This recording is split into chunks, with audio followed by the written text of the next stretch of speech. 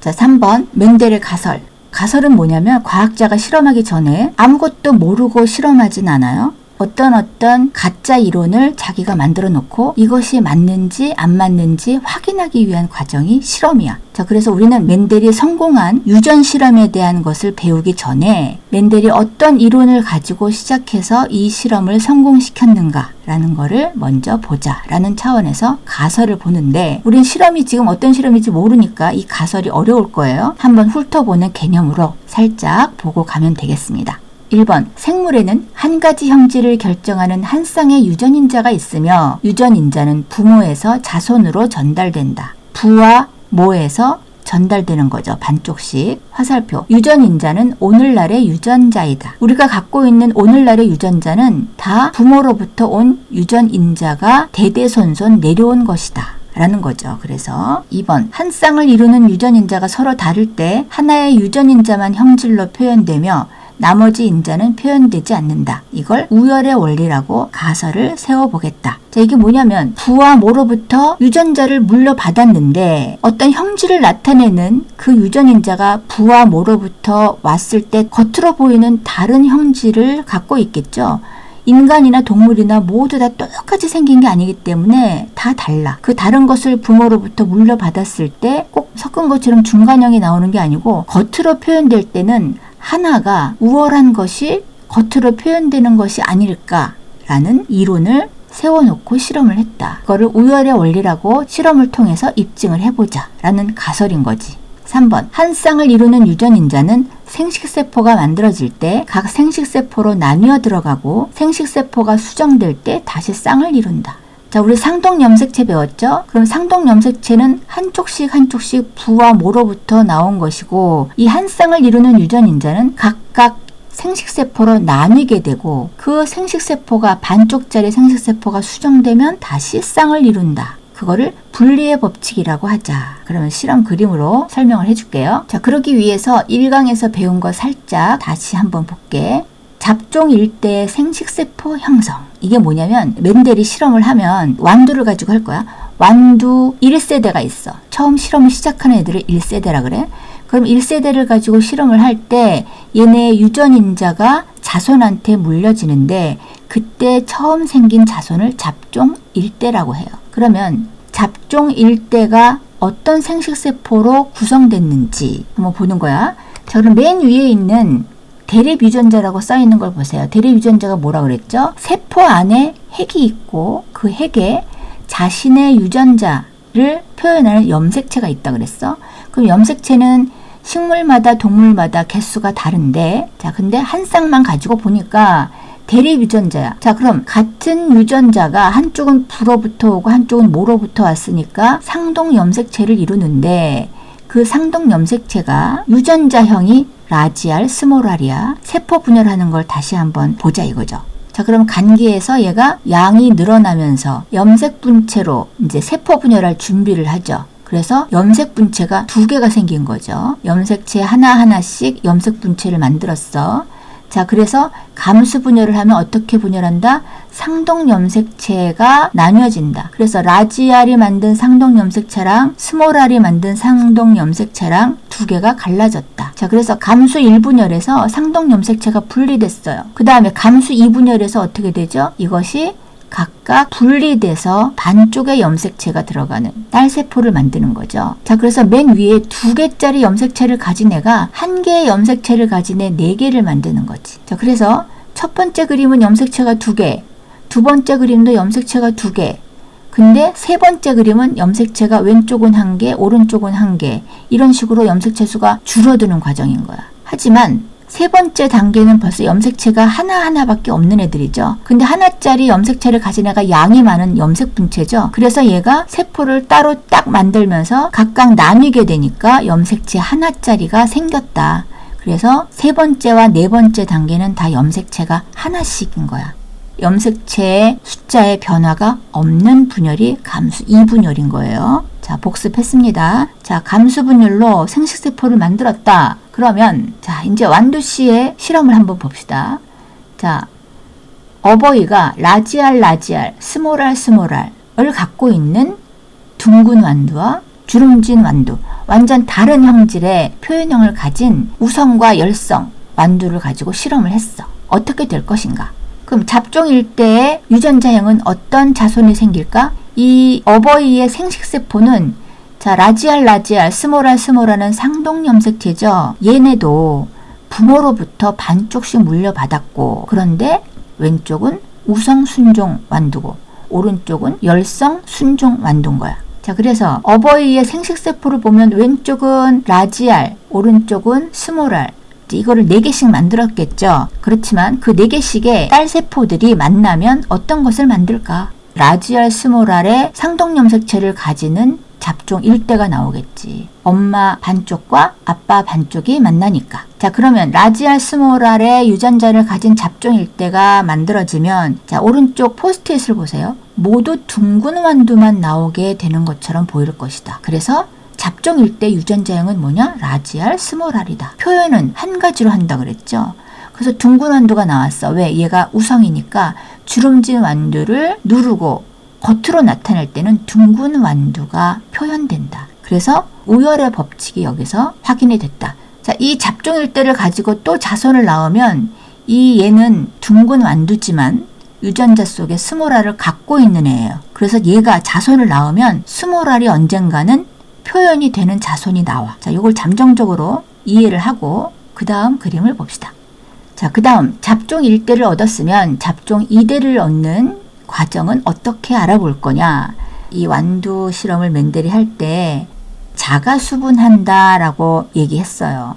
지금 뭐냐면 순종 우성과 순종 열성이 만든 잡종 일대를 가지고 또 실험을 할 때 짐작하고 있는 유전자의 완두끼리 한번 교배를 하면 어떻게 나올까? 맨델의 가설이 맞다면 이제 맨델은 이거를 법칙으로 만들 수 있는 거지. 그럼 자가 수분을 한다는 것은 저런 것끼리 교배를 시킨다. 그러면 이렇게 만났다라고 할 수 있는 거죠. 그럼 얘네가 이제 어버이가 되는 거야. 그럼 얘네가 자손을 만들 때는 자, 잡종 일대의 둥근 완두 양쪽 다 둥글게 표현됐을 거예요.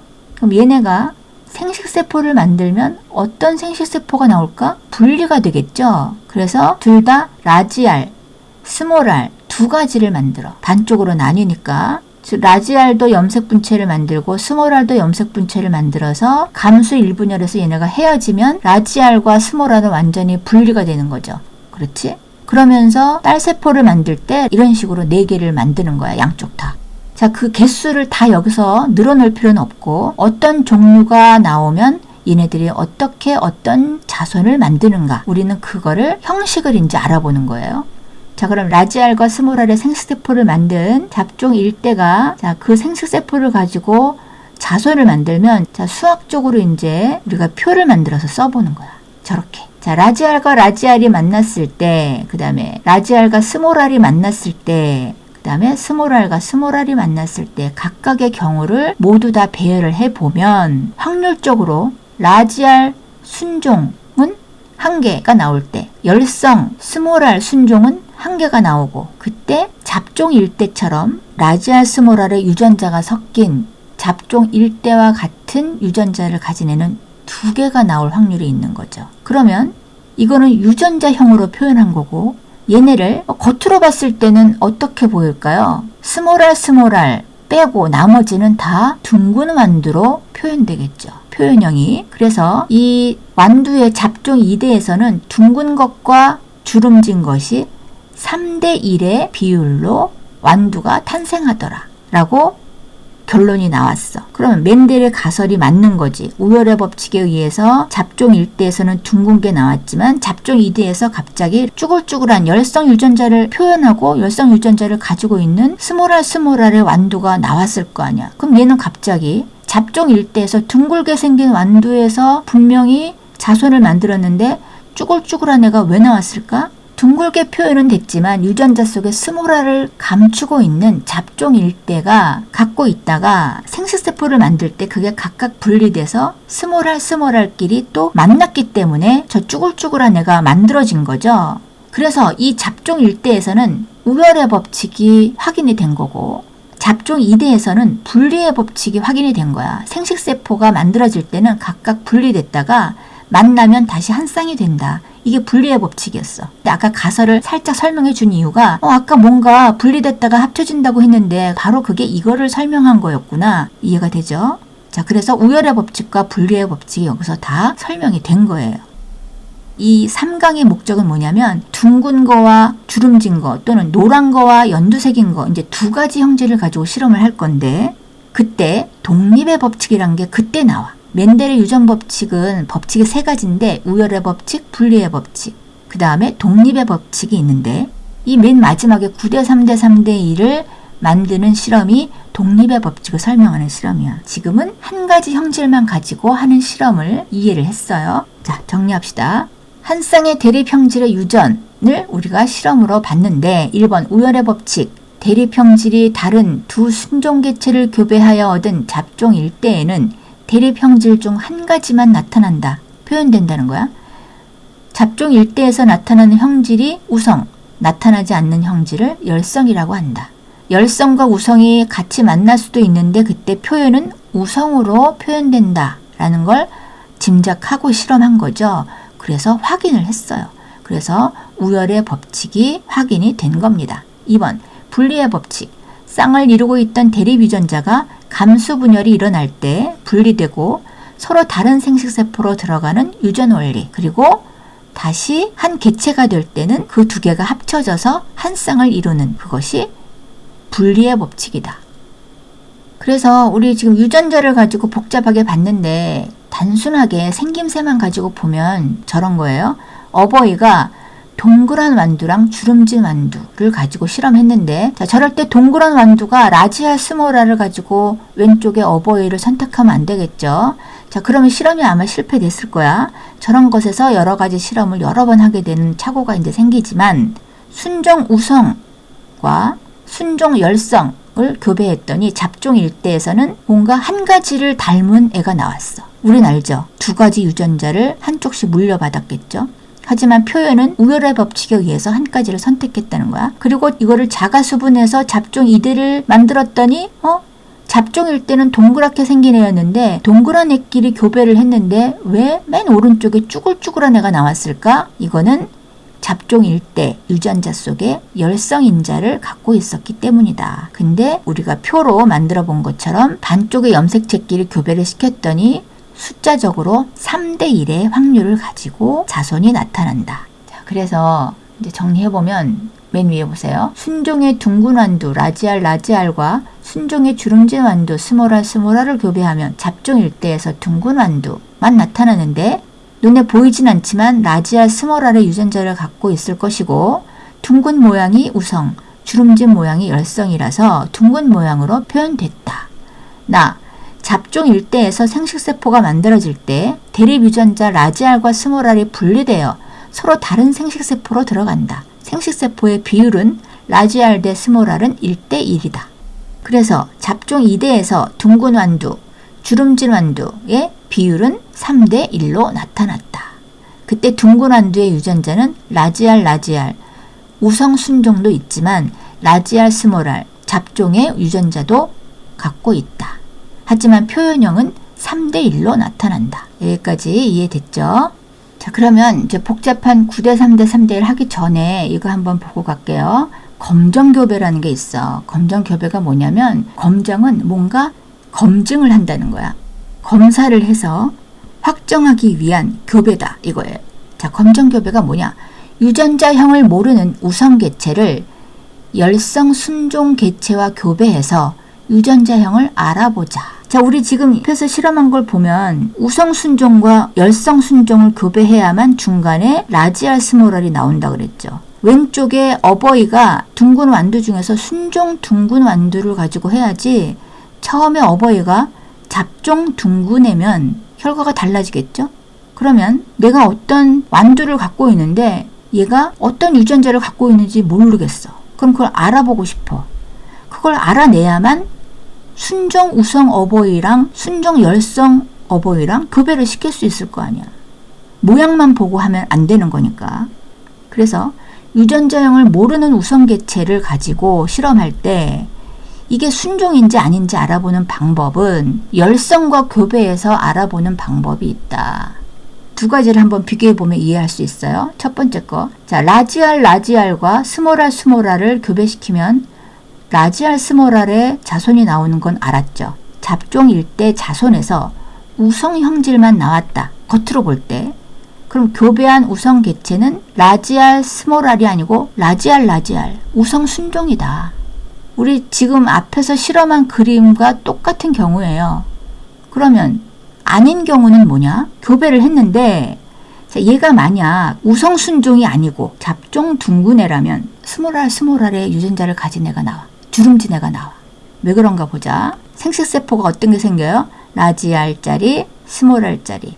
오른쪽은 스몰알만 생기겠죠.